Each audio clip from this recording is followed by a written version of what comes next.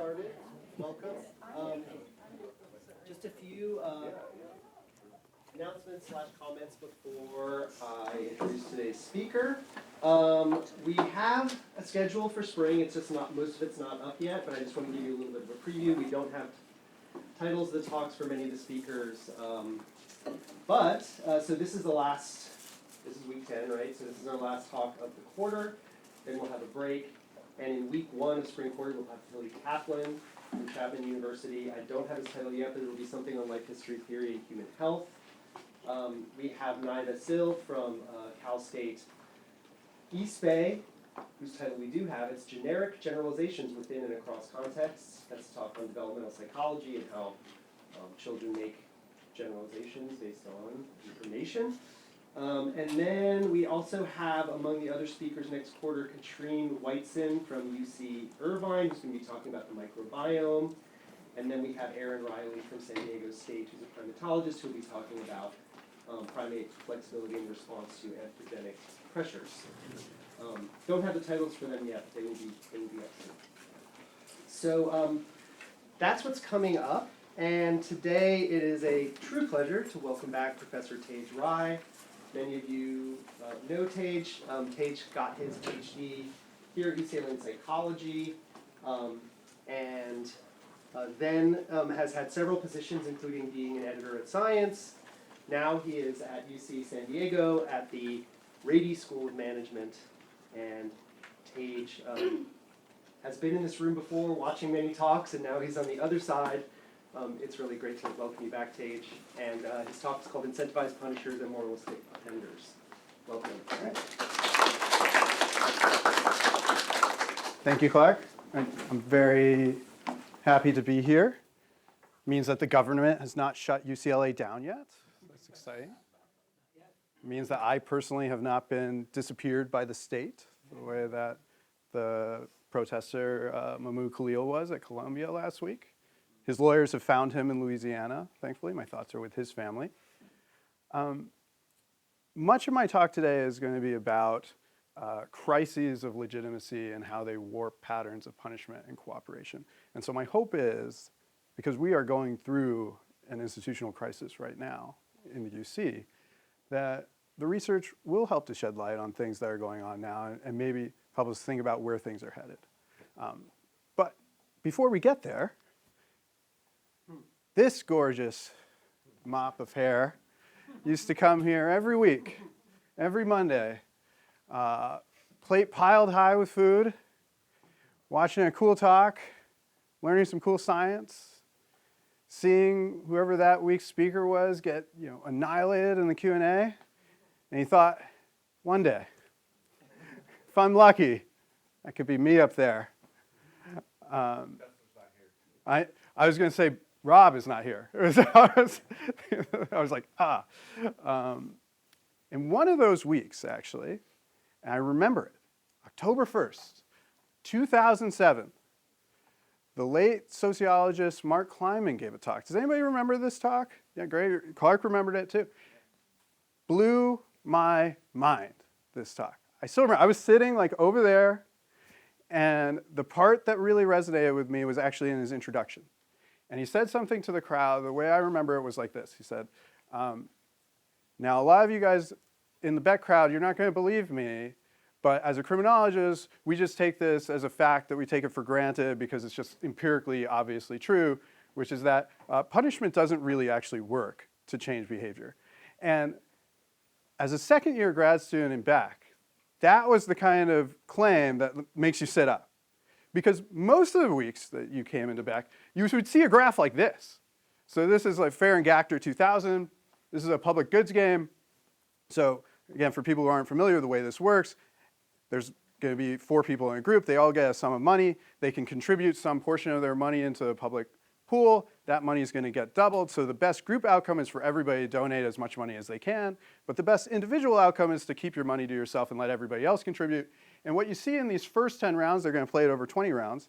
There's no punishment, and the cooperation rates, so the contributions to the group pool, are going down, down, down, down, down. And then in round 11, we introduce punishment, so now people can use some of their money to punish people who don't contribute, and now the contributions go up, up, up, up, up, up. Right? And this was really taken, this has probably been cited like, 30,000 times, some crazy number, right? This was really taken as sort of the sort of prototype for how we should be thinking about punishment, that is essential to the evolution of cooperation. It's what makes social group living. It's what makes all of this possible, is our willingness to punish other people for transgressions. And yet, meanwhile, Marx saying, doesn't work. Doesn't work. And actually, this kind of model is implicit in our approaches to crime, right? I could have written this in much fancier economic language, but really, I think it basically just comes down to this. Like, they just write it fancy to get a Nobel Prize. But really, this is what it is. It's like, if the rational actor model of crime is essentially that, well, people are making a rational calculation. If the gains of crime outweigh the costs, then I'm going to engage in crime. And what that means from a policy standpoint is if you want to reduce crime, you can either reduce the gains of crime, or more commonly, what we're going to do is we're going to increase the costs. So we're just going to make the penalties more severe.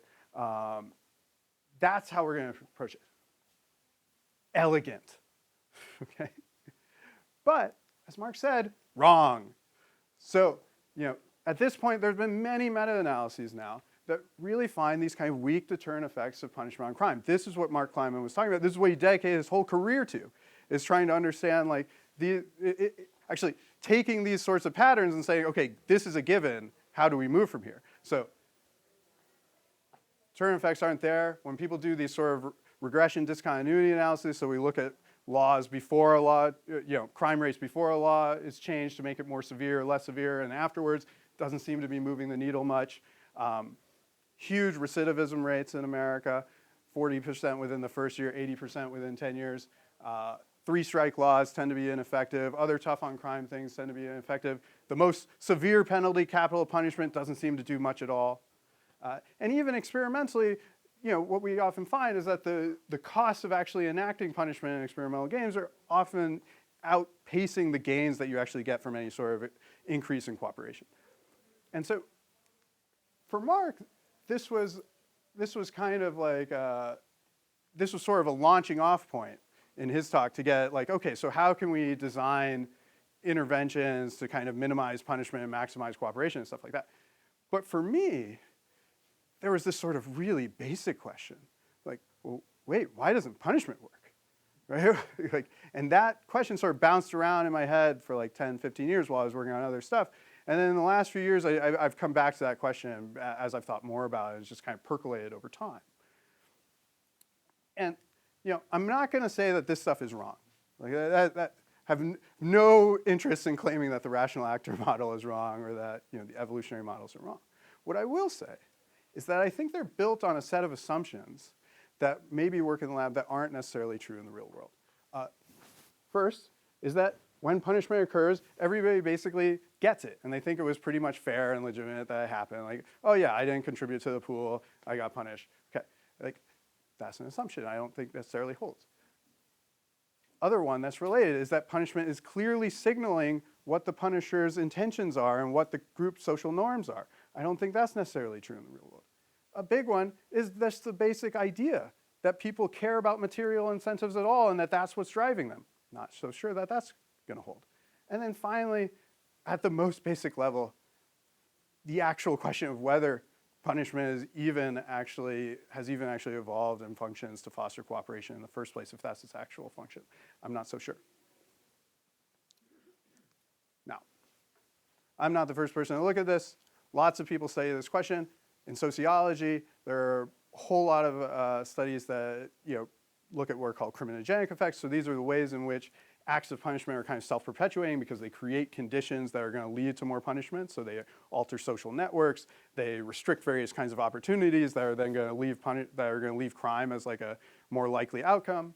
Dan Nettle, who a lot of you know, has been doing a lot of interesting work looking at how the behavioral ecology of crime. So criminalized environments tend to favor a lot of risk-taking because of the returns on resources or diminishing, that sort of thing. I love all that work. I'm not going to have much to say about it. The psychological explanations are closer to me in terms of what I know more about.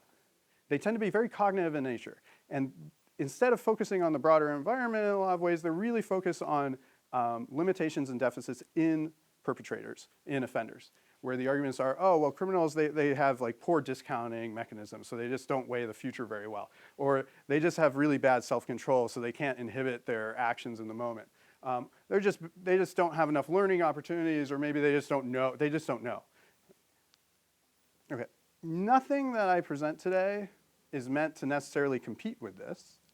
But what I do want to suggest is that part of the intuitive appeal of these, especially these sort of psychological cognitive explanations, is that on some level they're kind of reassuring, I think. Because they tell us like, hey, there's nothing wrong with punishment. There's no deep problem with punishment. Punishment works fine. It's just the people we're punishing, they're just kind of stupid and misinformed. And what I want to push you toward thinking today is that there might actually be deeper problems with punishment. And I think you get there by thinking of it more in terms of a motivational problem. And so I'm going to try to lay out a kind of motivational framework for how we can think about punishment efficacy in this talk. And I'm going to make a few claims here. First claim I'm going to make is that part of the reason punishment isn't effective is oftentimes in the real world, its communicative signaling function is degraded. So it's not actually, by its nature, by the way that punishers are incentivized, it's not actually going to do a good job of communicating what people are supposed to get out of it or what punishers supposedly intend from it. The second reason it's not going to be effective is a lot of times the people who are being punished don't actually think they did anything wrong. And actually they think they're doing the right thing. And when you think that you're doing the right thing, that punishment is actually not going to be as effective as it should be. I'm going to argue that these sorts of conditions are much more common than people tend to assume. In spite of it not being very effective, social groups still love punishment, and they always come up with a solution of, hey, why don't we have more punishment? I'm going to show you some data that suggests that what's going on here is really a perspective-taking problem.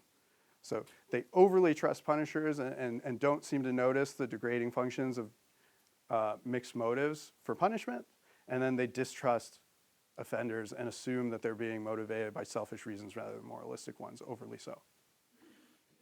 And where we're going to end up is in this really funky equilibrium, which is that it's going to turn out that people actually support punishment under conditions that they don't realize are actually relatively unrealistic. And meanwhile, under the most realistic conditions, punishment doesn't actually work, which then leads you to this question of, well, why are we punishing at all, which I'll return to at the end. All right, before we get into it, I'm going to have to, in order to make that argument, I'm going to have to blitz through like 4 papers or something like that. This is just to let you know, we're not like starting from first principles here or something like that. Like this is really consolidating lots of different kinds of research that have been collected over here, but we're combining it in ways that I think are going to be new and interesting. Okay, so if you wanted to have a kind of motivational framework for thinking about punishment, the simplest model you might think, okay, we need to understand the motives of punishers and we need to understand the motives of offenders. I have an asterisk next to offender here because the offenders might not actually think of themselves as offenders. That's offenders from the perspective of punishers, which leads to the second part, which is you can't just know the motives, you also have to understand how those motives are being communicated by each party to each other.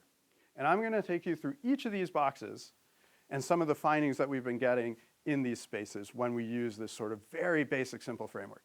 And I'm aware that there are third parties here completely. I just want 4 boxes and a simple thing on the slide. Okay. I'm going to start with the punisher side. And then in the second half of the talk, I'm going to switch to the offender side. All right.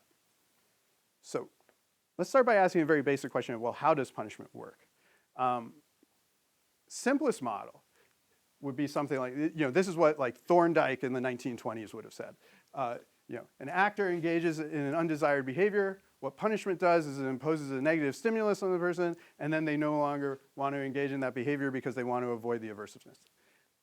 Absolutely simplest model you could possibly have, reinforcement learning style model.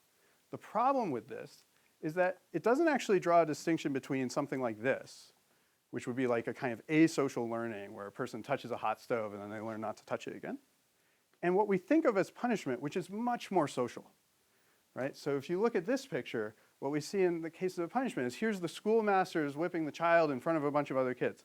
The schoolmaster is looking at the child, also looking at all the other children to signal something to them. The child is looking back at the schoolmaster, trying to understand what is going on. The children are looking at what's going on and trying to learn what each of these parties is thinking. In other words, when we think of punishment, there's so much more going on than the hot stove. Instead, there's a massive communicative function to punishment. And in the last few years, there have been a number of studies that start to get at like how punishment is communicating information about punishers' intentions and motives and moral norms, and the ease with which it's able to do that. There's been a separate literature looking at this, like when punishment is less effective. And here what we find is that punishment is less effective, at a macro level in societies that are characterized by low levels of social trust, that it's less effective when authorities are perceived as illegitimate or corrupt. And what I'm going to argue is that these two bodies of literature are very much related to each other. That the reason punishment is less effective under conditions of low trust and legitimacy is because it's interfering with the communicative functions that punishment is supposed to do. To give you a better sense of what I mean by that, let's assume you have an agent, they're trying to answer a question. Why was an actor punished? Now, they may have two competing hypotheses in their mind. Again, simplifying, right? One hypothesis, well, the person is being punished because the punisher is trying to signal their intentions, the moral norms of the social situation, and the need for them to change their behavior in cooperative ways. Or they might think, well, the punisher is punishing for their own self-interest or biases, that kind of thing. Now, the answer to that question is absolutely crucial because it affects the next question that they have to answer, which is, well, should that actor cooperate now that they've been punished? If it's the first one, that the punisher was doing it to signal moral norms and intentions and stuff like that, they might want to punish because it's going to reduce the likelihood of punishment. It's going to tell them that the norms in this situation are pro-social and they may care about that. But if it's the second one, if the punisher was punishing for their own self-interest, they may say, well, maybe not. Maybe I shouldn't cooperate because I might get punished either way. And maybe, in fact, I'm not even supposed to be pro-social. This person's being selfish. Maybe I should be selfish too. In other words, the reliability of the communicative signal of punishment has now gone down. It's no longer effectively communicating anything about my intentions or my norms in a way that's going to facilitate further cooperation. Now, to test this, I'm going to design a new kind of economic game, at least at first. And I'm calling this incentivizing third-party punishment. The basic intuitions here are that, well, if I pay people to punish, it should increase their willingness to punish. If people are getting punished, that should increase cooperation. Therefore, if I pay people to punish, that's going to increase cooperation. Now, these numbers that I have here, this is to indicate to you that these are not my predictions. These are the predictions of participants. So we present them our experimental designs, different groups of participants, before we run the studies, and we ask them to make predictions about what we're going to find. This is what people think we're going to find. I put this here because after my excellent introduction, some of you are going to be like, that's not my intuition. It's like, that's by design. In a world where you didn't get my excellent introduction, these would be your intuitions. So those are the lay intuitions. And actually, this concept of incentivizing punishment is not some weird foreign concept. We see it actually all the time. So, police departments regularly have quotas that they want their officers to hit in order to make bonuses or to get other kinds of financial incentives. We have for-profit prisons. Most controversially, we have something like assets forfeiture. So these are cases where the police are entitled to simply seize your possessions upon arrest. Oftentimes they can sell it later. So these ideas of incentivizing punishment do happen in the real world. But as some of them might suggest to you, they introduce weird perverse incentives into the punishment process, which are going to be very important for what we start talking about next. So unlike these lay intuitions, what I'm going to suggest to you is that when we introduce payment, what it's going to do is it's going to introduce competing motivations to punish. So now a person can be punishing either for moralistic reasons or for some sort of material benefit to themselves. And that's going to have, I'm going to show you some crowding out effects on their actual willingness to punish. In addition, the presence of these competing motives is now going to interfere with the commutative functions of punishment. And so that's going to reduce people's willingness to cooperate because now they don't know if they should or not. And so what that leads you to is this place where actually, instead of improving cooperation, because hey, punishment is good, so why don't we incentivize it then?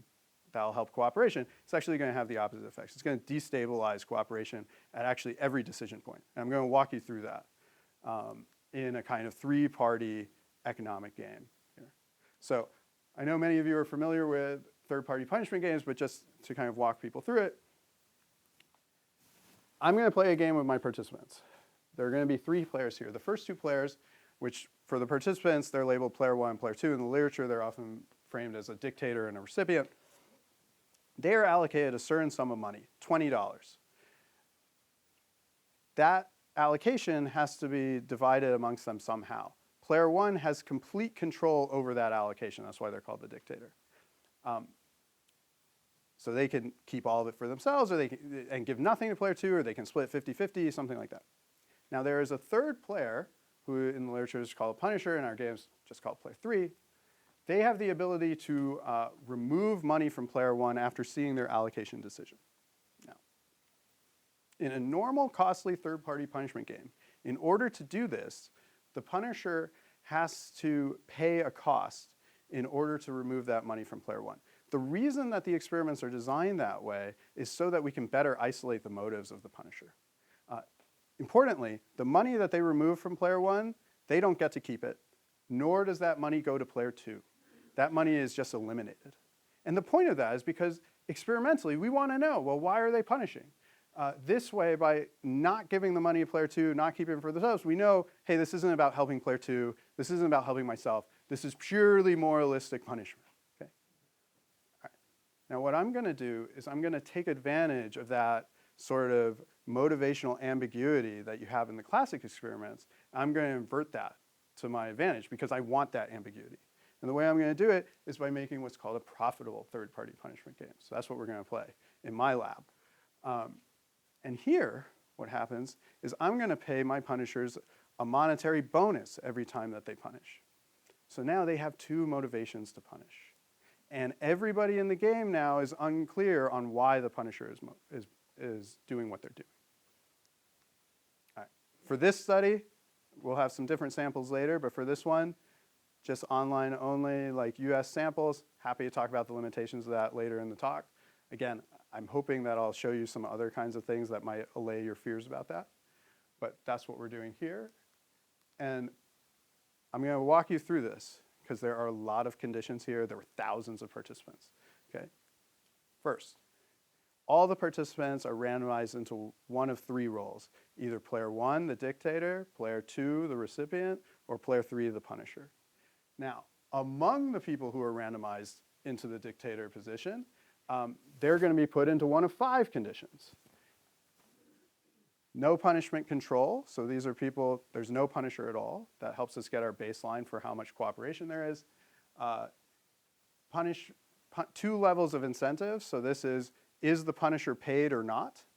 And then we actually introduce 2 levels of severity, so can the punisher punish a little bit, or can the punisher punish a lot? Okay. Again, they're allocating $20 here, so a little here is going to be $5 punishment. They can remove $5 from the punisher can remove $5 from player 1. Severe is going to be 10. All right. They are going to, for simplicity, I have my participants make a single choice.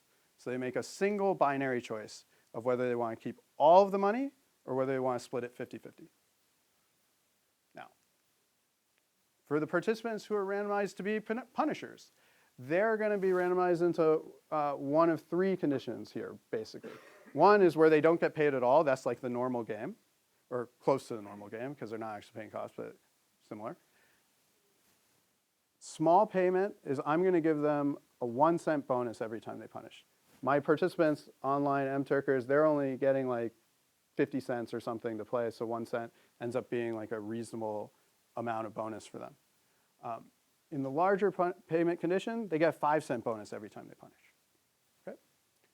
They're going to make 2 binary choices because they're not actually going to see what player 1 does. They're just going to make 2 binding choices about what they will do. They're locked into those choices once we start the payment scheme later. So they answer to me, if player 1 keeps all the money, you want to punish or not? If player one does a 10-10 split, do you want to punish or not? So you're going to make those two decisions. We're going to call, when player one keeps all the money and they decide to punish, we're going to call that pro-social punishment, because player one has kept all of the money and they're taking money away from them. When player one has split the money 10-10, they've done what would be called like kind of the fair allocation. If they still choose to punish, we're going to call that antisocial punishment. So normally in economic games, there's some proportion of people who engage in this sort of antisocial punishment. We want to measure that too. All right. Final group are going to be recipients, player two. Now most people know in typical games, player two does nothing, right? We only keep them in the game because we need to in order to make the game honest, but we get no good data from them. I wasn't interested in doing that. Instead, I'm going to do something slightly different, which is I'm going to let player two actually choose which conditions they get to play in. So player two, that's their DV, is they get to choose whether they play with incentivized punishers or not, and whether they play under conditions of low punishment or high punishment. And we'll see, where do they choose? Are they and I'm going to instruct them, make the choices that maximize the amount of money you're going to make in this game. So it's a sort of behavioral way of getting at their intuitions.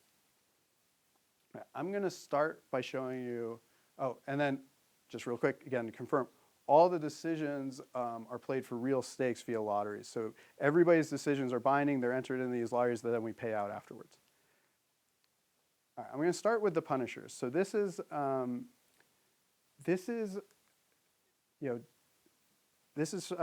work we published in Psych Science in 2022.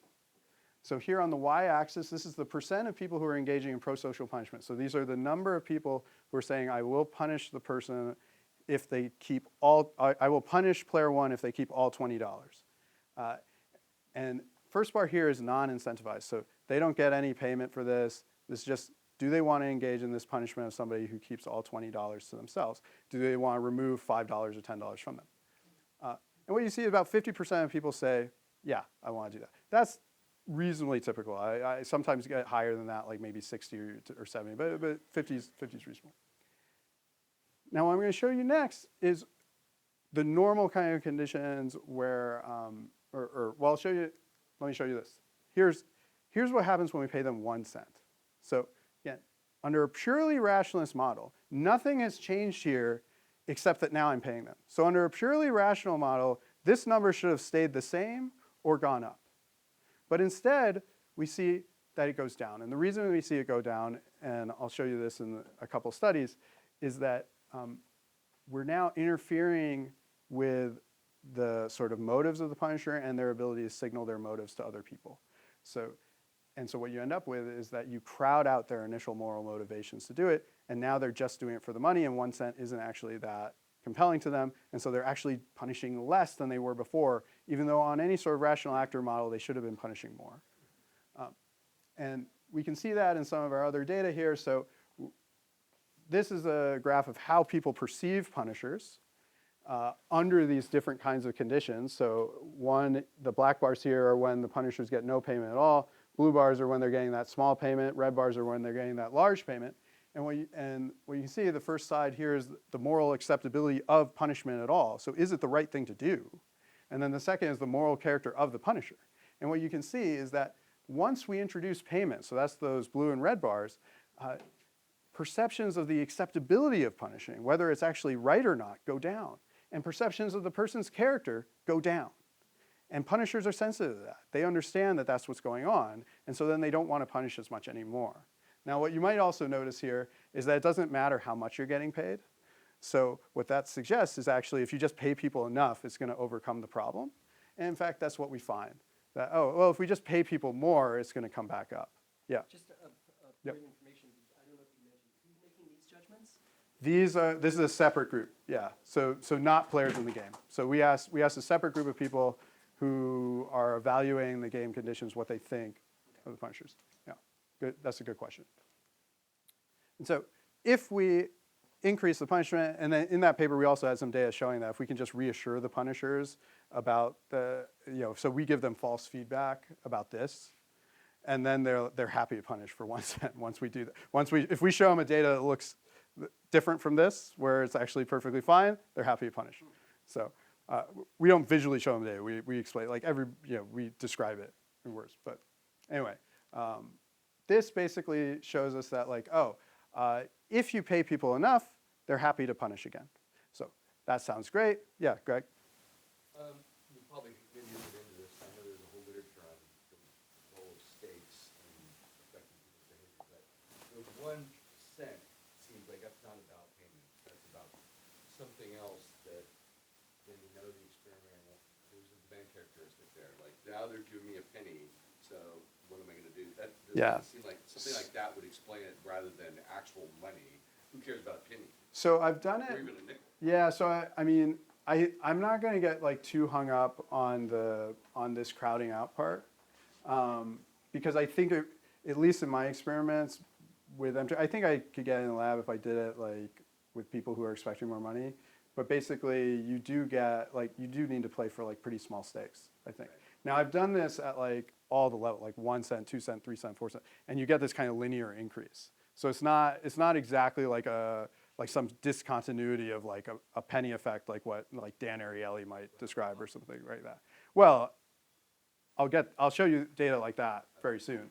But basically, what you're going to get is this is the lowest, and then as you increase the payment, you're going to get this linear increase in people's willingness. But what this suggests to me is that people have some sort of motivation here that we might call a pro-social motivation. As we introduce payment, that's now getting interfered with. And when I say pro-social, I'm including my desire to signal that I have a pro-social reputation in there or something like that. And then when we introduce payment, that's interfering with that. As you increase the payment now, it's well, okay, I may have lost some on my moral credibility, but if the payment's high enough, I'll still do it. So great. So as a policy matter, if we wanted to incentivize punishment, we get essentially a pay enough or don't pay at all kind of story here. There's a problem with this. Anybody guess the problem with this? I'm only showing you one of the decisions, which is pro-social punishment. I didn't show you anti-social punishment, which shows you that actually what happens is now, as you increase the payment, you again get this linear increase in people's willingness to engage in anti-social punishment as well. So this is punishment where people are splitting 10-10. Now you get this significant difference where if you get the payment high enough, you now have a new problem that you have to deal with. And so what you end up with is this place where people are morally motivated to punish others, but if you try to incentivize it under a rational model that should have just increased punishment in ways that are really useful, instead you get two new problems now. Now you're reducing people's pro-social motivations to punish, and you're increasing people's anti-social motives to punish. Okay, I'm going to show you data about player one now. So I was just showing you the Punisher data. Now I'm going to show you, well, what are the downstream effects on cooperation when you have this sort of situation? Now remember, these people, this is a one-shot game. I should have specified that before. I'll get into repeated games in a moment, but this is a one-shot game. They're making a single choice. That means that they're making a decision to cooperate or not before they've actually had any experience of punishment. So it doesn't matter what the Punisher's tendencies are in an experimental sense. This can't be a rational response to that, what I'm going to show you. This is what they're doing, okay? Black bar here, this is when the players who are playing in a condition where they are told explicitly there's no Punisher, or there's nothing like that. There's no third party or anything. When we introduce a Punisher, but there's no incentives, it actually doesn't change the cooperation rates very much, or at all. Nothing significant. It basically stays relatively flat in my experiments. So I'm not getting any sort of bonus from punishing in these one-shot designs, but I'm also not losing it either. What I'm really interested in, though, are the red bars I'm going to show you, the incentivized Punisher conditions. What happens when I introduce a Punisher into the game, and people know that that Punisher is going to get paid when they punish? And what you find is that then the cooperation rates drop off quite a bit. So when people know that they're playing with a third player who's actually incentivized to punish, they no longer want to cooperate now, so they're actually keeping more of the money to themselves. All right, so that's the story on player one. So when it comes to punishers, incentives have messed up punishment by screwing up their motives. When it comes to cooperators, payment seems to be messing up their willingness to cooperate. What is happening? Oh, actually, yeah. Before I even get to player 2, again, like I said, this is a one-shot, so it's maybe not fair because in some ways they're not actually having the experience of punishment. Yes? Do they know the amount of the incentive being one? Good question. They do not. So what I told them is the punishers are getting paid some sort of additional payment. I don't specify the amount to them. It's a good question. It might affect things. So in order to get across this question of, well, what happens if we actually, if you actually have the experience of punishment? Maybe I wasn't being fair to punishment before because they haven't actually gone through it. So we're going to play this kind of simultaneous repeated game. So they're going to make 12 decisions. The first 4, they're going to play with no punisher at all. That helps us get our kind of baseline for how much people want to cooperate. Then they're going to play 4 rounds with either the incentivized punisher or the non-incentive, and then they're going to switch. Okay? And I'm just going to kind of, so that's counterbalance. At every point, the dictators know what kind of situation they're in. So they know if they're playing with an incentivized punisher or a non-incentivized punisher. And they're going to get feedback on what that punisher decided each round. They're not playing with the same punisher each time. They're changing their pairings each time, so they're playing with a different punisher. They know what conditions they're in, but they're not playing with the exact same person. Okay? All right. So here's what we find. So y-axis, again, this is the percentage of player 1s who are evenly splitting their $20. And the first 4 rounds are when there's no punisher. And what you can see is that over these first 4 rounds, cooperation is declining. This is exactly what you would predict from the experimental economics literature.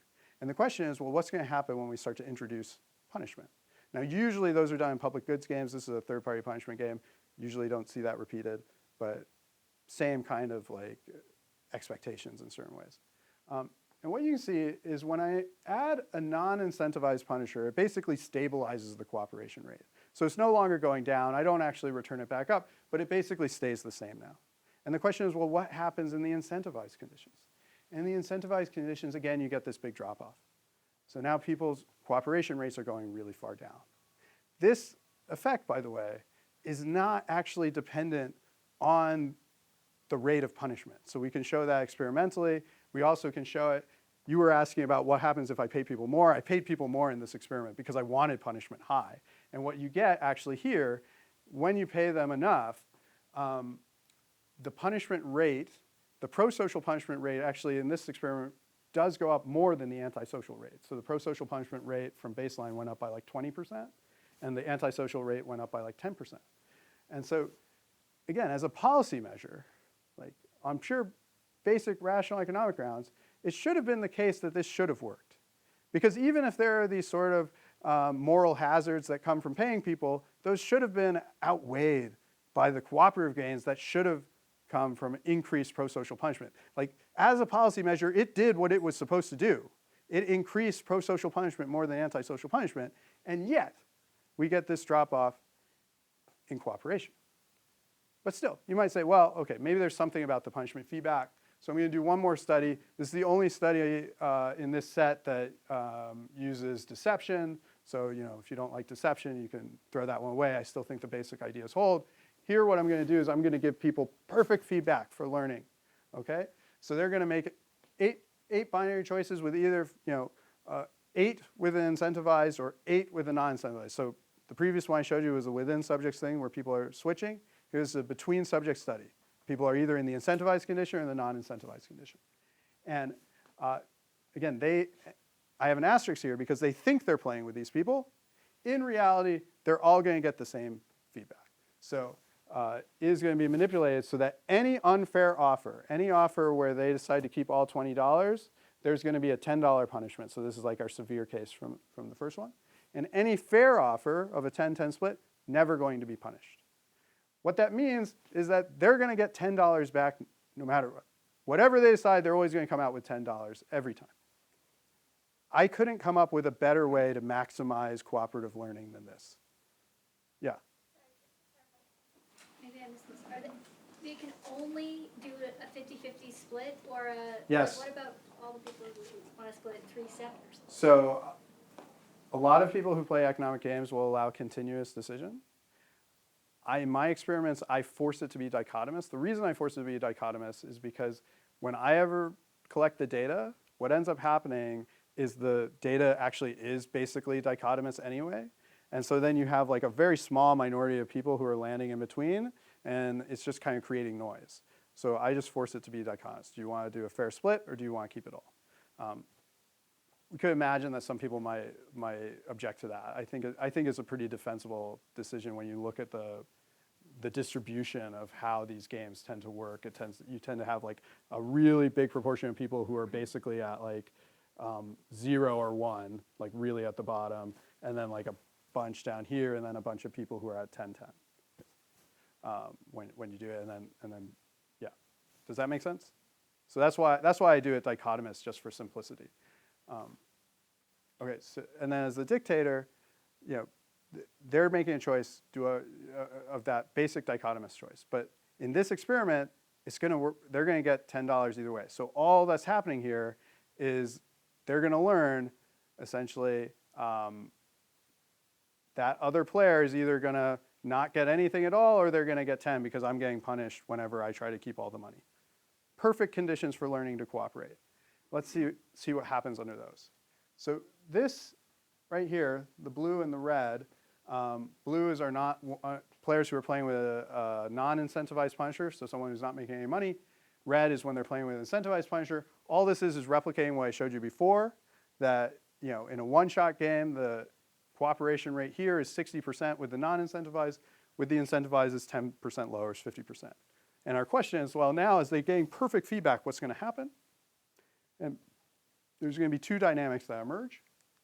So what you can see is that when I give them absolutely optimal feedback, they do actually learn to cooperate over time in both groups. So the cooperation rates are going up.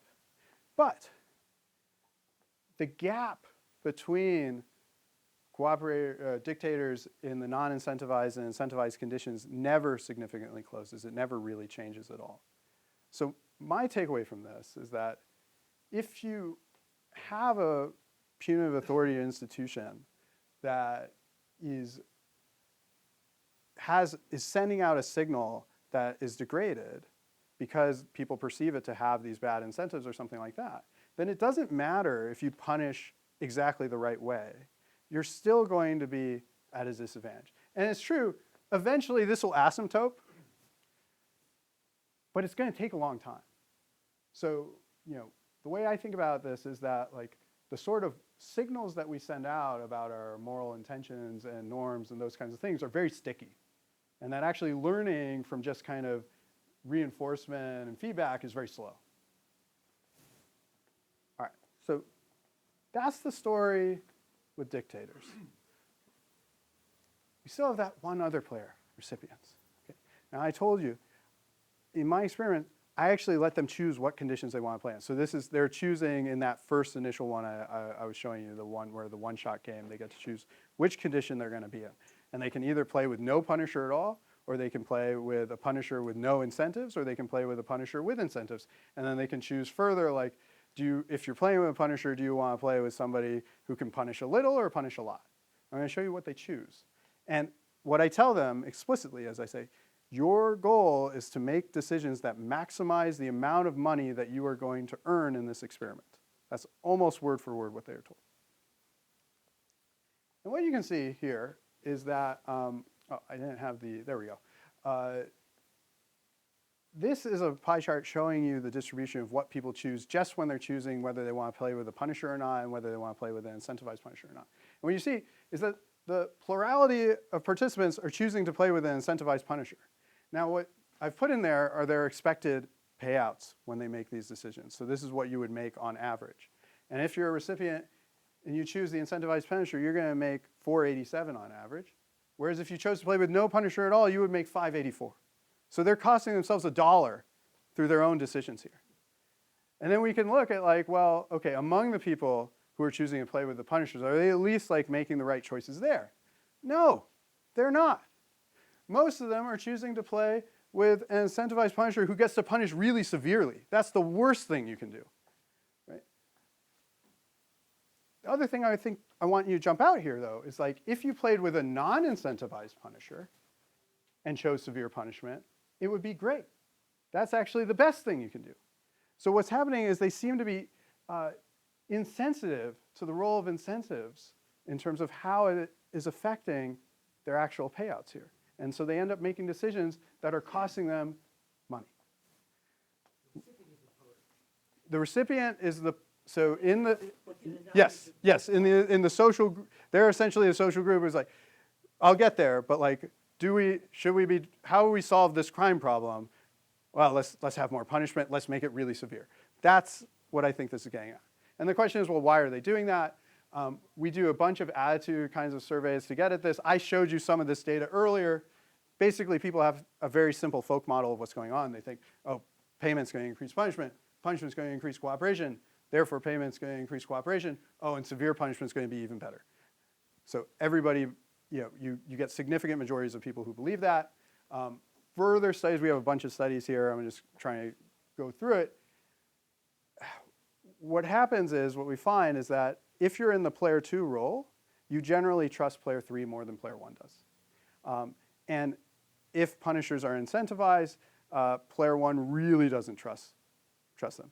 And to your question, the social group, they don't seem to understand that. They don't get that player 1 sees it differently. Also, if you're player 2, you have very different priorities. So it turns out that if we ask player 2, well, what's the most important thing that punishers should do? What they say is the most important thing is that they need to punish unfair offers. If we ask player 1, well, what's the most important thing punishers should do? What they say is, well, they need to not punish fair offers. So there's this kind of differential attention of what a punisher's responsibilities are. And then if you ask player 2, well, hey, what do dictators care about? What player 2 will say is, or what we ask them what player 1 cares about in the experiments. What they'll say is, oh, well, they just care about making the most money they can. But if we ask player 1, what do you care about? They say, I just care about being treated fairly. So there's this dichotomy in how they see each other, and how players see player 1, that dictator in that role. And then finally, we have this data about like, well, what is even the point of the game? And when we ask people, like, what is the purpose of this game? And we ask people in the incentivized condition, we ask people in the non-incentivized condition.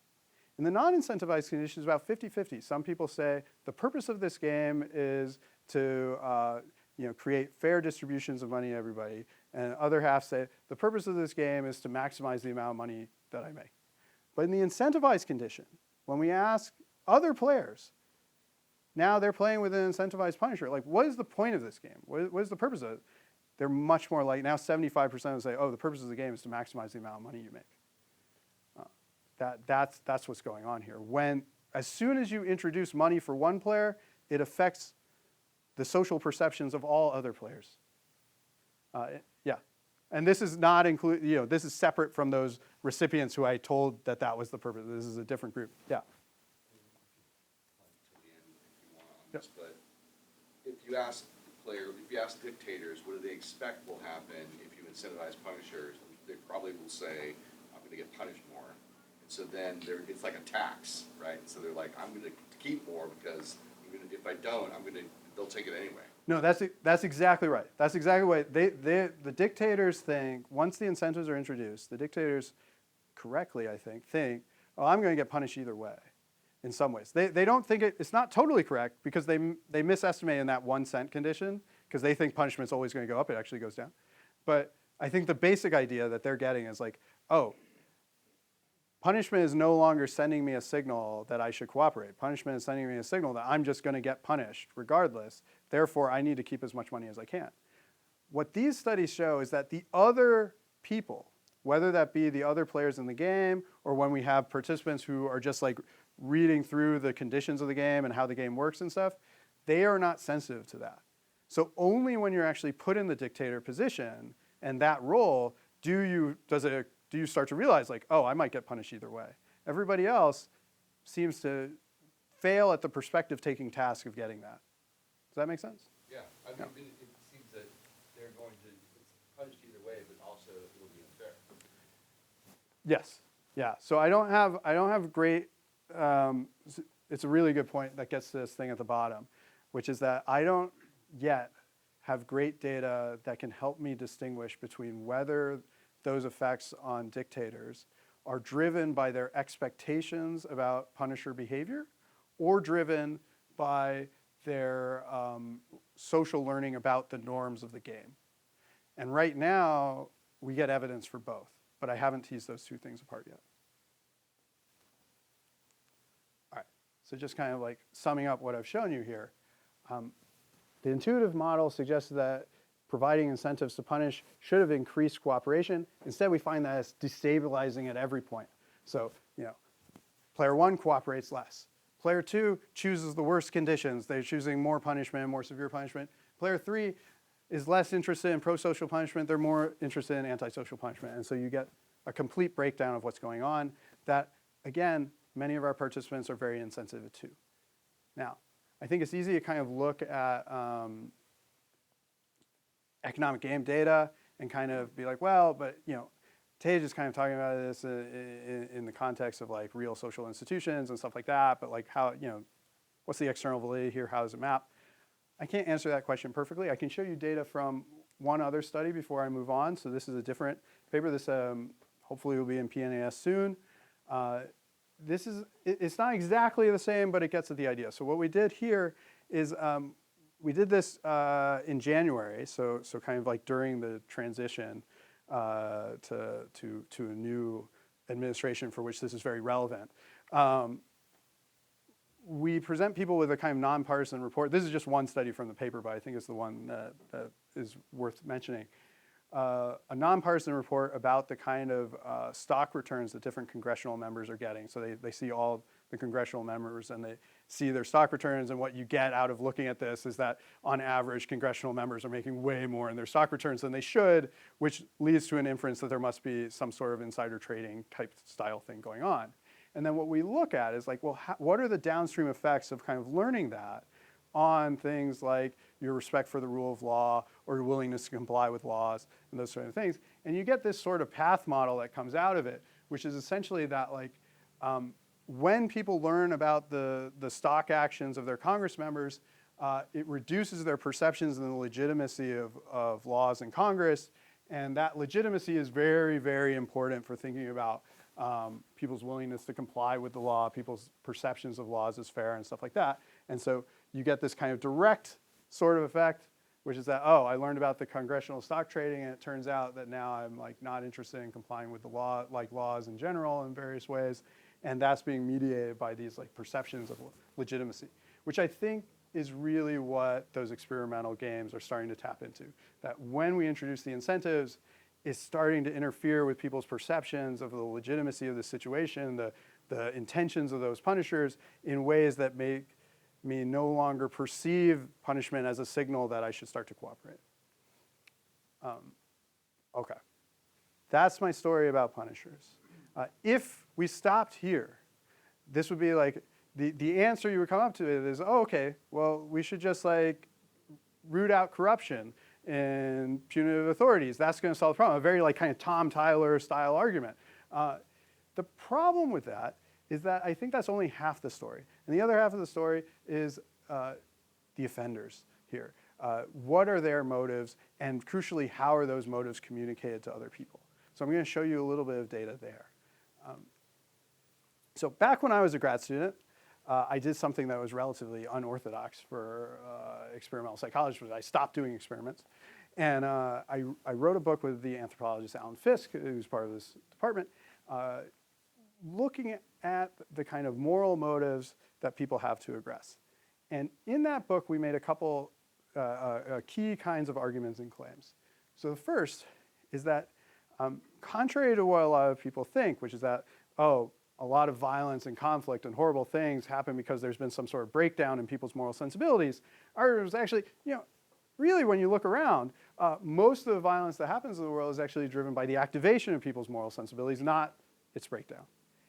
And what that meant was that the relationships between aggression and violence and psychological processes shift quite a bit in the presence of moral motives. So oftentimes, I've published a lot on things like, showing that, well, violence isn't actually necessarily caused by dehumanized victims. Actually, like when perpetrators are morally motivated, they recognize their victims as fully human beings. They're humanizing them in various ways in order to make the violence have moral meaning to them and sense making to them in various ways.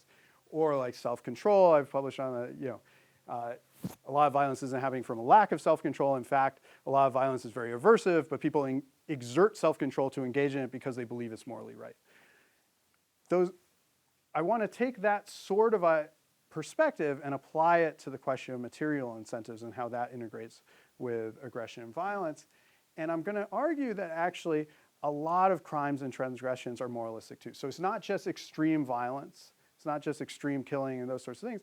Actually, a lot of crime. And we talk about this in the book. We have a chapter on robbery, something that you would think is like purely materialistic. But actually, in fact, when you actually look at what people say about why they engage in those crimes, it turns out that they're really driven by a lot of moralistic motives and the sort of relationships that they're trying to assert with their victims and those sorts of things. And so I'm going to argue that actually, I don't have time to lay out this book or like go through that whole argument, but I want you to consider the possibility that actually there might be a lot of moral motives involved in crime and transgression, and then ask the question, if that's true, what's that going to do to patterns of punishment? And the reason it's going to matter, I think, is that the rational model assumes that what people care about are material interests and material incentives, not moral motives. That's why you have to use, oftentimes, material punishment. That's the idea. And meanwhile, there's a whole body of literature, I could have added 20 citations here, about how people have difficulty trading off their moral motives and obligations with material interests and incentives. They don't fit together in a way that allow for rational trade-offs a lot of time. I can't put a price on my family member. I can't put a price on sacred land that I happen to care about. Those sorts of questions don't lend themselves to any sort of material calculus. And what I'm going to suggest is that these sorts of effects are actually much more broad than we've ever really considered before. And so my hypothesis here is that material punishment in particular, I'm not going to fully support this hypothesis, you'll see, but material punishment in particular is going to be less effective for these sort of morally motivated offenses. This is a very difficult problem to get at empirically, actually. And so if you are dead set on causal identification, I am not going to satisfy you in this next section. Instead, what I'm going to try to do is I'm going to try to triangulate on what I think the truth is by showing you a few different studies that take different methodologies that kind of keep landing at the same place. So we're going to have some correlational studies where we look at secondary data analyses of federal crime data. I'm going to show you some vignette experiments. I'm going to show you some economic game experiments to get at behavior. Now, the main studies, you saw in the last one I did that with people from the general population, online samples. For this, we do that as well. But in this particular context, I feel like it's much more important to get a sense of how criminalized people think about these things, precisely because so many of the psychological arguments argue that there's something particular about offender populations that are driving these effects. I'm going to show you it's not anything about the criminalized populations. And so what we've got here is we're going to do the main studies. We got a sample of about 300 or 400 people with prior misdemeanor and felony convictions on their record to also take our experiments and look at, well, do their patterns of data look the same as the general population? All right, so first study here, this is correlations with secondary data analysis. What we've done is we get the recidivism rates for 30,000 federal offenders with about 30 different crimes represented. And then we're going to look at, well, what was the likelihood of recidivism over those 8 years for these different offenses? And then what we're going to do is something kind of funky, which is, and I should say before I talk about this, again, there are going to be all sorts of potential confounds with what I'm showing you here. What I want this to be is introducing the idea that this might be possible and that it might be a real thing in the world, okay? So what we're going to do is I'm going to have participants in the lab rate each of these different crimes on the extent to which they just purely subjectively, phenomenologically, believe them to be motivated by moral or material interests. And by moral or material interests, what we're doing is we describe to them, we say, these are cases in which person is doing this because they think it's the right thing to do and that they have an obligation to do it. Or person is doing this because they are going to derive some sort of material self-benefit from doing it. Material benefit from doing so for themselves. Something like that. So we just have them rate these kinds of crimes. And then we're going to see, are the ratings that our participants making here of moralistic and material motives, are they predictive of recidivism rates for these offenders of these different crimes?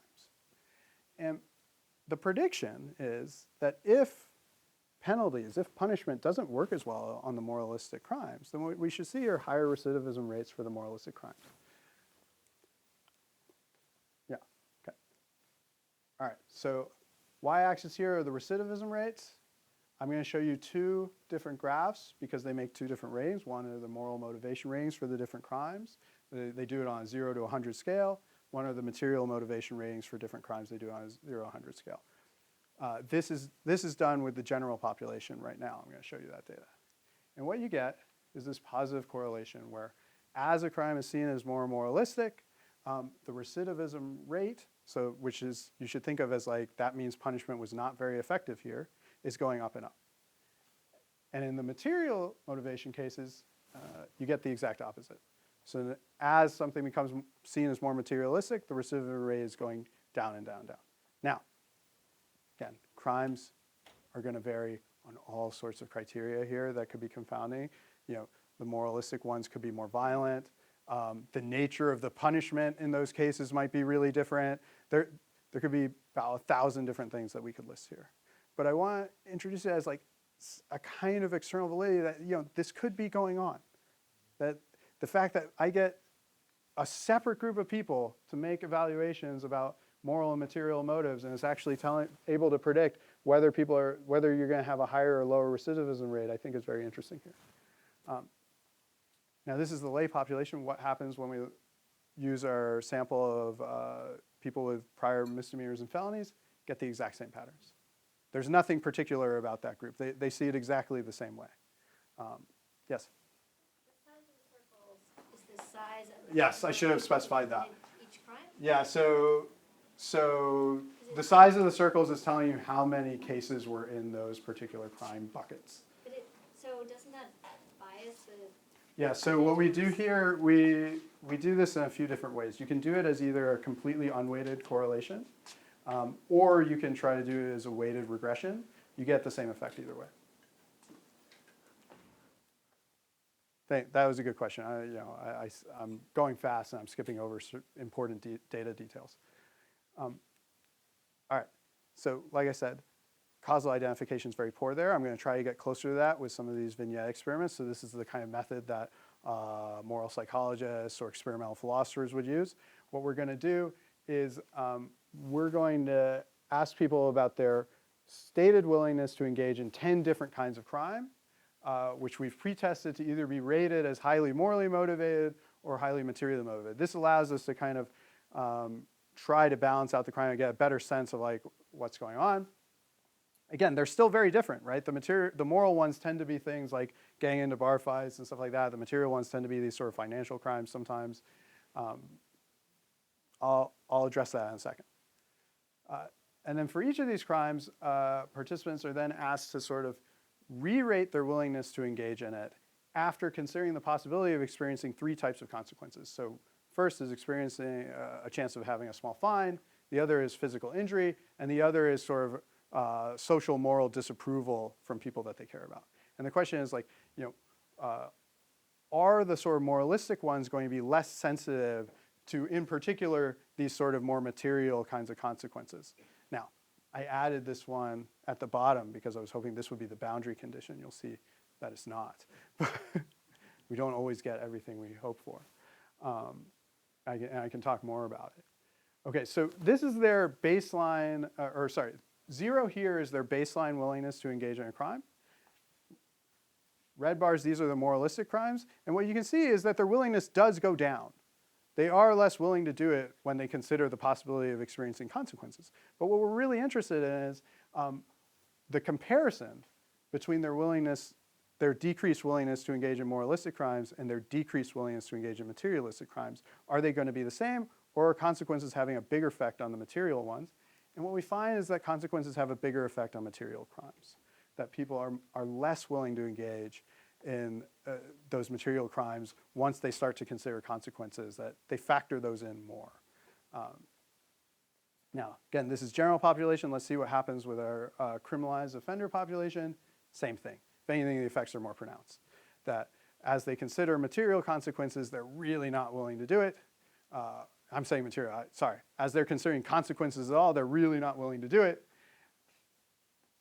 Whereas on the moralistic cases, they're somewhat more willing to do it.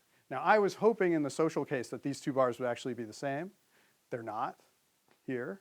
I've done now a bunch of studies. Of all of these, I think I'll get there in a second. Of all of these, the social one is the most inconsistent, so sometimes they are the same. But in these core studies, the ones that I did with the criminalized population, they weren't.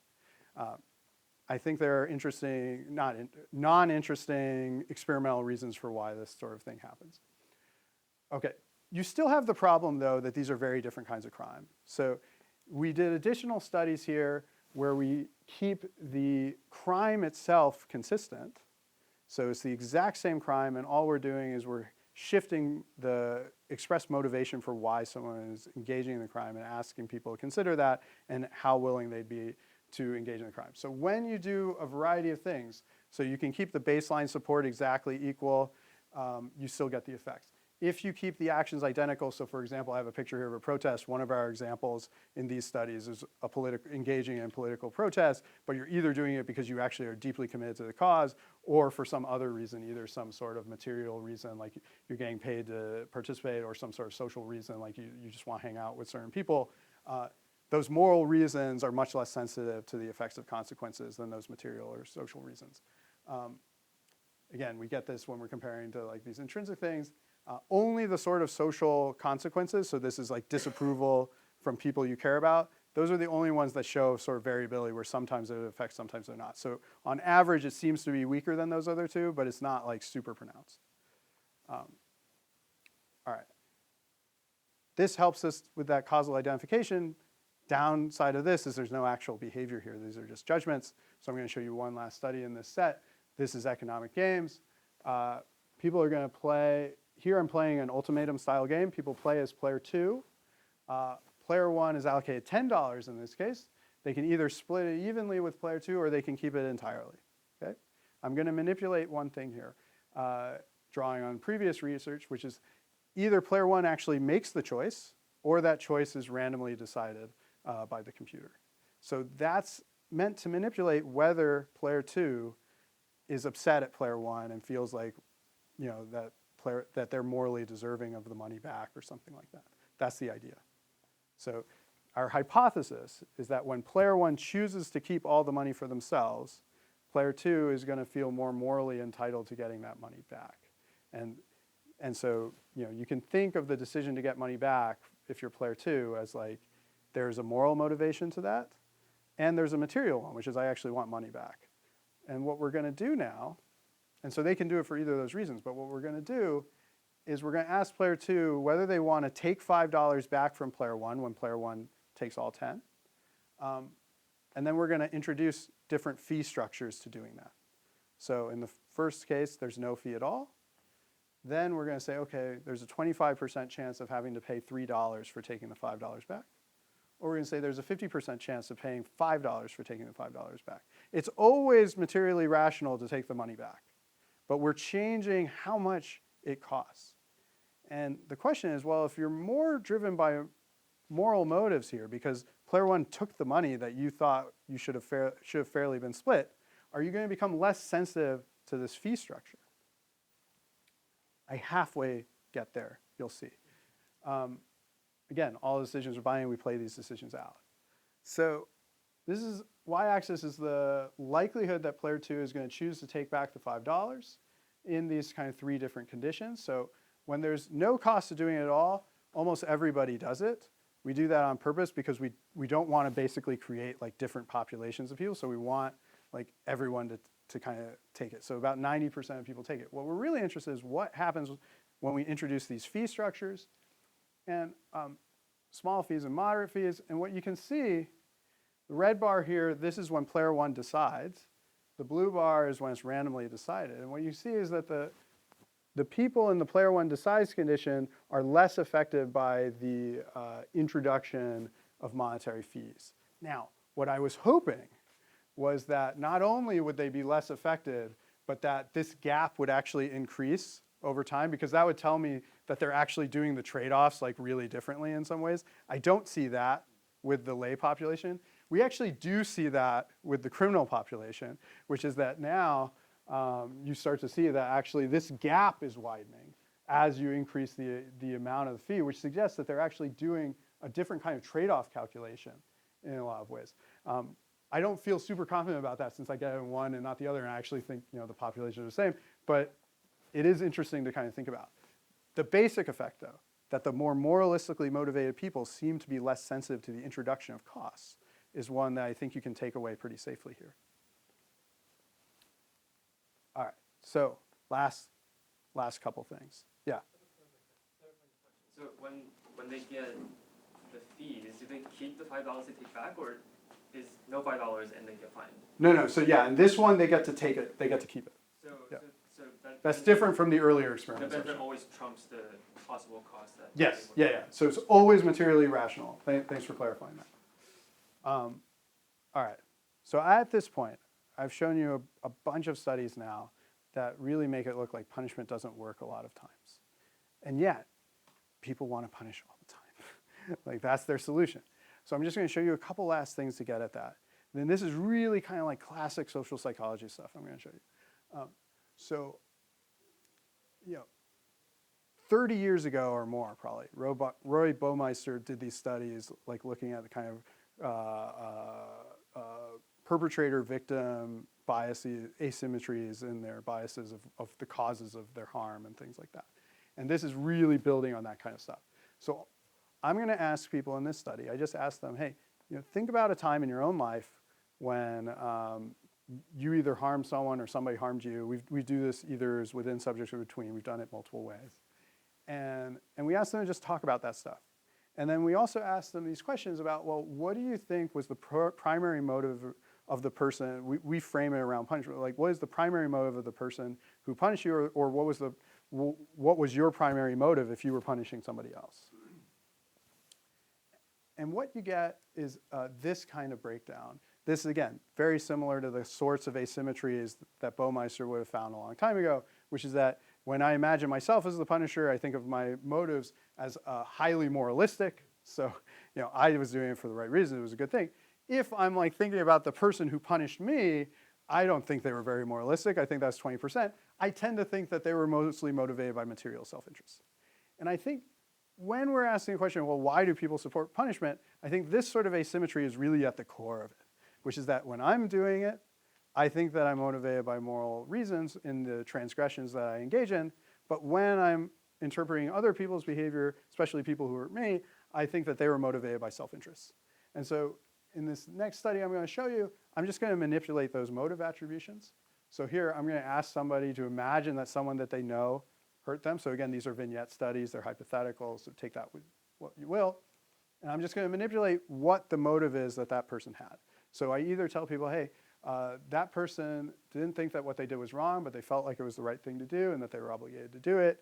We have studies where we say, there is no misunderstanding here. Like, they just have a different moral opinion than you. That's what happens. Or they have these material self-interest motives. Like, they knew what they did was wrong. They did it anyway. And what we're going to look at is like, well, do you want to engage in punishment or do you want to engage in dialogue with this person? Do you think punishment is even going to be effective in these cases? Or do you think dialogue is going to be more effective? And then what do you think of this person's character? And what you find is that people prefer to talk with offenders who they think were motivated by moral reasons. Now, this isn't like totally intuitive to me. Because actually, if I'm dealing with somebody who hurt me and they feel like morally righteous in what they did, it's not clear to me that that's an easier person for me to deal with than somebody who is doing it for self-interest. Self-interest, I can solve that problem. I don't know if I can solve the moralistic ones. And yet, people prefer to deal with those people. Even, and I have this here as before dialogue, we even asked them to imagine, okay, you went through you tried dialogue. Now what do you still want to do? They still want to deal with the moralistic group. We tell them, dialogue failed. They're still like, yeah, but I just want to do more dialogue. I just want to talk. I don't want to punish them. And part of this is driven by predictions about how effective punishment is. So people actually think punishment is going to be more effective for somebody who's self-interested, which is exactly what our data is showing, and that talking is going to be more effective for people who are moralistic. That, in turn, is related to these kind of character assessments. So people just respect and like moralistic people more. So you hurt me, you did it for moral reasons.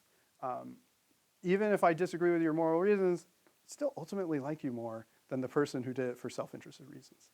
And so I think when I look at this kind of data, that's really what's driving a lot of support for punishment, is that actually when people say, hey, I want more punishment, that's how we're going to solve crime, that's how we're going to solve whatever, it's that they don't really respect the people who are on the offender side. They think that those people are actually motivated by self-interest. They don't actually want to hang out with them or interact with them or anything like that. They don't think that talking is going to be effective. They think that punishment is the only way because they've got their motives wrong. And just to kind of close this out, we invert that too. We ask the people who are punished about those times. We say, well, imagine the person who punished you did it for moralistic or selfish reasons. If they think the person did it for moralistic reasons, they're more likely to think that, well, maybe what I did was wrong, actually. And yeah, I'd be more motivated to improve my behavior, and I'm less likely to retaliate. So it works better in that direction, too. All right, no more data, okay? I showed you a lot of stuff. Just to summarize, incentives to punish are degrading as kind of signal. So it destabilizes for player 1, for player 2, for player 3. It's going to be more effective if the crime was actually materialistic, but oftentimes it's not. The reason people like punishment is because I think they basically just don't get these dynamics intuitively. And if you actually like change their attributions, then they're actually less supportive of punishment. Theoretical implications. Basic one here is that punishment is about more than the imposition of material costs. It's about what you're communicating through punishment, about your reasons for doing it, about the social norms of the situation. This gets to your question earlier, which is that the implication here is that you're going to have different populations, whether that's the criminalized and non-criminalized population, or whether you're talking about a diverse society with multiple different moral views. They're going to look at the same data and draw different conclusions. So if you tell them that, hey, crime rates are going up, one group of people are going to say, oh, well, the answer to that is more punishment, because they view the punishers as being much more legitimate, whereas the group that sees the punishers as not legitimate are not going to draw that conclusion. They're going to say, no, you need less punishment. In case that implication isn't clear. If you find yourself living in a society that is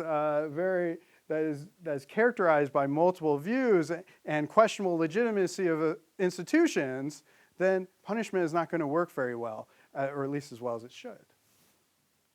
And again, we have this problem that like people are going to want to punish, and it's going to be effective under the conditions that are least likely, but people just don't know it. And that actually, under the conditions that are most likely, punishment isn't going to work. And if people were aware of those conditions, they wouldn't even want to punish in the first place. This gets us back to this classic question of like, well, why are we punishing? I'm going to stop right here.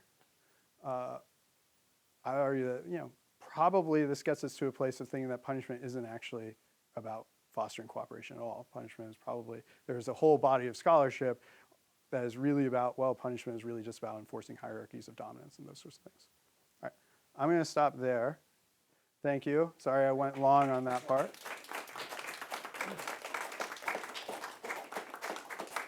About 5 minutes, 6 minutes for questions if people have it. Yeah. Yeah, great.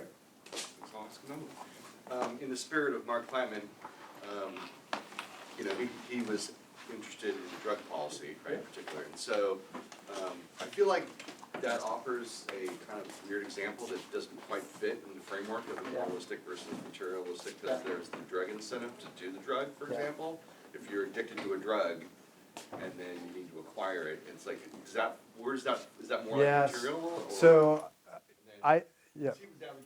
punishment for drug crimes. Yeah, I mean, so what I can tell you is when we were designing some of these studies, we purposely kept out ones that would be like the drug-related ones of self-control type things, where it was like, you know, it was hard to kind of figure out how we wanted to like model that sort of thing. So we kind of kept that aside for like future stuff. I think it's a really good question. And it's hard because on my model, it's like, oh, well, actually, like maybe those are the cases where you can't like do it through dialogue or something like that. Those are the cases where you do have to punish. The reason Mark had the answer he had is because his position was coming out of some of those cognitive ones, which I totally am not disagreeing with, but those are the cases where those cognitive explanations work, because those are the ones where actually there's like low self-control here. And so his argument was that under those conditions, what you had to do is you had to increase the frequency of punishment while lowering the actual amount of punishment, which is the opposite of what like, you know, Gary Becker would have said or something like that. But that was the idea. So I think where the drug case is much more amenable to those cognitive explanations, where the problem is really in the offender in some ways. I mean, I'm just thinking that across all these different kinds of things you might punish people for, there are more specific details for each case. Absolutely. That, I mean, maybe that's something you're interested in. No, pursuing, but yeah. I absolutely, I think that's true. I think, you know, it's always this sort of challenge of like, you're trying to both engage with these sort of like general questions about, well, how does punishment work? How is it, you know, really tied to like kind of the rise of cooperation in general versus, oh, well, what about this application to how we use punishment in society, which is about punishing specific crimes? Right. And how much does the dictator game tell you about, I mean, that's one. I think those kinds of games are much more informative of something like the case I showed you of how people might respond to knowledge of institutional corruption than it is to something like, hey, I have a drug problem that's causing a self-control problem, and therefore I need like explicit regular cues in my environment to trigger me to do the right thing, which is what Mark would have argued, I think. Yeah. The presentation where you were talking about how offenders seem to misestimate this tendency for punishers to punish more or less when they're incentivized. You split them by prosocial versus antisocial punishment. What if you combine the two? What if, like, how does it change from no incentive to little incentive? Yeah. Does the total amount of punishment actually go up or down? Yeah, so the total, it depends on which study you're talking about. If I was just like purely an economist saying like, hey, I want to see if incentivizing punishment leads to more of the kind of punishment that I like relative to the cost of the kind of punishment I don't like, then it should have worked. Especially in the repeated one, it comes out like really clear that way, that you're getting a much bigger increase in prosocial punishment of bad offers than you are any sort of corresponding increase in antisocial punishment of good offers. And yet, even under those conditions, what we see is that the rates of cooperation go down. And then further, we do analyses that show that those cooperation rates aren't responsive to individual punishment decisions over time. Almost all of that effect, in fact, all of it, is driven by an initial drop before they experience any punishment at all. So there's something about like introducing the concept of incentives that's changing people's behavior in ways that aren't really responding to actual feedback. Yeah. Just kind of based on the behavioral ecology or evolutionary theory at play here for punishment, I'm trying to think how, you know, another pushback against some of the economic games literature is that it doesn't generalize to more real-world circumstances, and certainly not that seen in small-scale societies, you know, without like formal, you know, professional punishers. But where you do see punishment, at least in my experience in reading the literature, are little small micro conflicts that come up in life. For example, two kids in the same family, or maybe cousins or neighbors, you know, we get in a tussle over food that's distributed at a family level or at a neighborhood level. And sometimes parents, in my experience at least, I've seen parents intervening and mild forms of punishment and scolding and even sometimes corporal punishment in those contexts. And you didn't really talk about those dynamics that select for punishment, but that's obviously just a different topic. But what I would like to possibly ask you about is this, this last slide where you say punishment supports hierarchy, not cooperation. Yeah. In the case of what I've seen in small-scale societies, a lot of that hierarchy is the punishment, it's doing both, you know. It's like the example I gave would be enforcing a more pro-social norm of how food should be shared by adopting the perspective of the older, larger, you know, imposing individual. In this case, it could be a parent or another kinsman or something like that. So I guess I'd like, if you have any thoughts on the evolution of punishment within families, but also this dichotomy between either cooperation or hierarchy. Couldn't it be both? Yeah, I mean, I like that example. Let me answer it in two parts, and then we close it. So first is, you're right that this talk is sort of about like, why is punishment ineffective? But like, if we think about punishment as sort of an option for dealing with conflict, there's a sort of earlier question that you might consider, which is like, how does the use of force or punishment or anything like that get into your, you know, what would be called like in cognitive psych, like your consideration set for the decision? So you might think like, you know, a very, you know, one model of decision making would be that like when I'm trying to make a decision, I have a kind of set of alternatives that to choose from, and then I whittle those down to the first one. But there's a pre-step of like, well, how do I come up with those set of alternatives? And what I would argue is that there are a lot of social situations in which, you know, if Clark does something to offend me, and I want to figure out how I'm going to respond to that, it does not enter my mind to punch Clark in the face. Like, that's not like part of the consideration. So there's like a pre-step there.